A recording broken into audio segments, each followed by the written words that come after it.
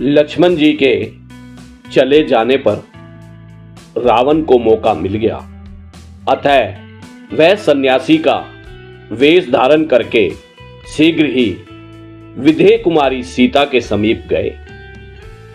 वह शरीर पर साफ सुथरा गेरुए रंग का वस्त्र लपेटे हुए था। उसके मस्तक पर शिखा, हाथ में छाता और पैरों में जूते थे। उसने बाएं कंधे पर डंडा रखकर उसमें कमंडलू लटका रखा था। अत्यंत बलवान रावण उस वन में ब्राह्मण का रूप धारण करके श्री राम और लक्ष्मण दोनों बंधुओं से रहित हुई अकेली विदेह कुमारी सीता के पास गया और सूर्य और चंद्रमा हीन हुई संध्या के पास महान अंधकार उपस्थित हो, उसी प्रकार वह सीता के निकट गया। तदंतर जैसे चंद्रमास रहित हुई रोहिणी पर अत्यंत दारुण ग्रह मंगल या शनिचर की दृष्टि पड़े, उसी प्रकार उस अतिशय क्रूर रावण ने उस भोली भाली यशस्विनी राजकुमारी की ओर देखा। उस भयंकर पापाचारी को आया देख जन स्थान के वृक्षों ने हिलना बंद कर दिया और हवा का वेग रुक गया। लाल नेत्रों वाले रावण को अपनी ओर दृष्टिपात करते देख तीव्र गति से बहने वाली गोदावरी नदी भय के मारे धीरे धीरे बहने लगी। राम से बदला लेने का अवसर ढूंढने वाला दशामुख रावण उस समय भिक्षा रूप से विदेह कुमारी सीता के पास पहुंचा। उस समय विदेह राजकुमारी सीता अपने पति के लिए शोक चिंता में डूबी हुई थी। उसी अवस्था में अभव्य रावण भव्य रूप धारण करके उसके सामने उपस्थित हुआ, मानो शनिचर ग्रह चित्रा के सामने जा पहुंचा हो। जैसे कुआं तिनकों से ढका हुआ हो, उसी प्रकार भव्य रूप से अपनी अभव्यता को छिपाकर रावण सहसा वहां जा पहुंचा और यशस्विनी राम पत्नी वैदेही को देखकर खड़ा हो गया। उस समय रावण वहां खड़ा खड़ा राम पत्नी सीता को देखने लगा। वह बड़ी सुंदरी थी, उनके दांत और होठ भी सुंदर थे। मुख पूर्ण चंद्रमा की शोभा को छीन लेता था। वह पर्णशाला में बैठी हुई शोक से पीड़ित हो आंसू बहा रही थी। वह निशाचर प्रसन्नचित्त हो रेशमी पीतांबर से सुशोभित कमल यानी विदेह कुमारी के सामने गया। उन्हें देखते ही कामदेव के बाणों से घायल हो राक्षस राज रावण वेद मंत्र का उच्चारण करने लगा और उस एकांत स्थान में विनीत भाव से उनसे कुछ कहने को उद्धत हुआ। त्रिलोक सुंदरी सीता अपने शरीर से कमल से रहित कमललय लक्ष्मी को भांति शोभा पा रही थी। रावण उनकी प्रशंसा करता हुआ बोला, उत्तम स्वर्ण की कांति वाली तथा रेशमी पीतांबर धारण करने वाली सुंदरी, तुम कौन हो? तुम्हारे मुख, नेत्र, हाथ और पैर कमल के समान हैं, अतः तुम पद्मनी पुष्पकर्णी की भांति कमलों की सुंदर सी माला धारण करती हो।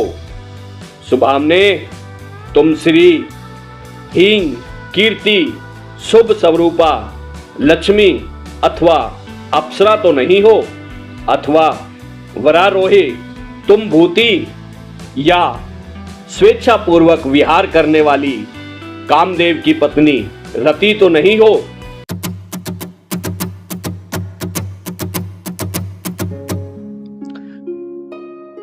पृथ्वी पर तो ऐसी रूपवती नारी मैंने आज से पहले कभी देखी नहीं थी। कहां तो तुम्हारा यह तीनों लोकों में सबसे सुंदर रूप, सुकुमारता और नई अवस्था, और कहां दुर्गम वन में निवास। ये सब बातें ध्यान में आते ही मेरे मन को मथे डालती हैं। तुम्हारा कल्याण हो, यहां से चली जाओ। तुम यहां रहने के योग्य नहीं हो। यह तो इच्छानुसार रूप धारण करने वाले भयंकर राक्षसों के रहने की जगह है।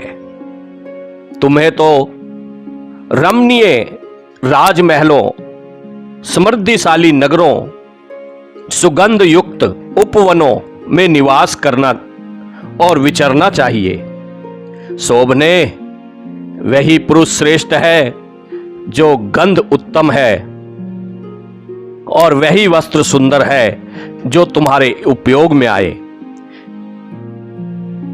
सुंदर नेत्रों वाली सुंदरी, मैं उसी को श्रेष्ठ पति मानता हूं जिसे तुम्हारा सुखद संयोग प्राप्त हो। पवित्र मुस्कान और सुंदर अंगों वाली देवी, तुम कौन हो?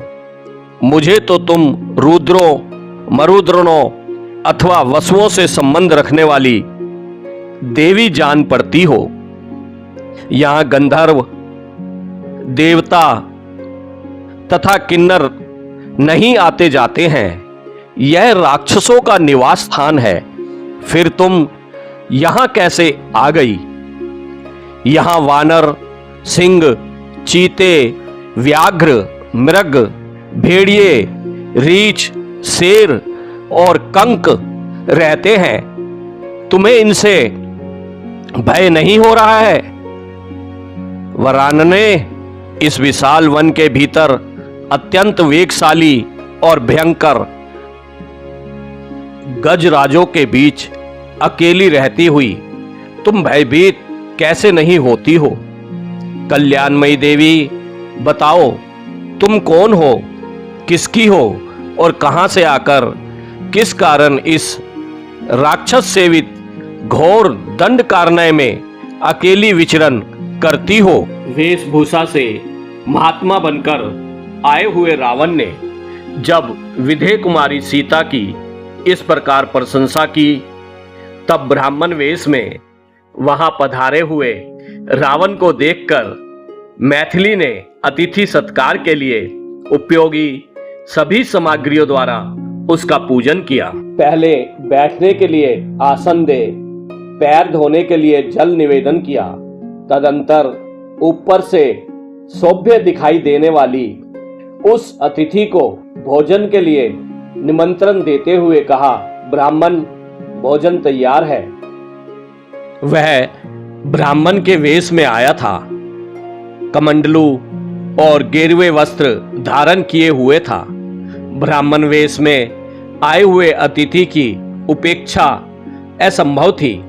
उसकी वेशभूषा में ब्राह्मण तत्व का निश्चय कराने वाले चिन्ह दिखाई देते थे।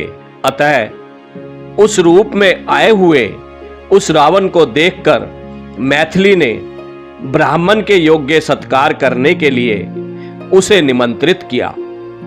वह बोली, ब्राह्मण, यह चटाई है, इस पर इच्छा अनुसार बैठ जाइए। यह पैर धोने के लिए जल है, इसे ग्रहण कीजिए। और यह वन में ही उत्पन्न हुआ उत्तम फल मूल आपके लिए ही तैयार करके रखा गया है। यहां शांत भाव से उसका उपयोग कीजिए। अतिथि के लिए सब कुछ तैयार है। ऐसा कहकर सीता ने जब उसे भोजन के लिए निमंत्रित किया, तब रावण ने सर्वसंपन्न कहने वाली राजरानी मैथिली की ओर देखा और अपने ही वध के लिए उसने हठपूर्वक सीता का हरण करने के निर्मित मन में दृढ़ निश्चय कर लिया। तदंतर सीता शिकार खेलने के लिए गए हुए लक्ष्मण सहित अपने सुंदर वेशधारी पति श्री रामचंद्र जी की प्रतीक्षा करने लगी।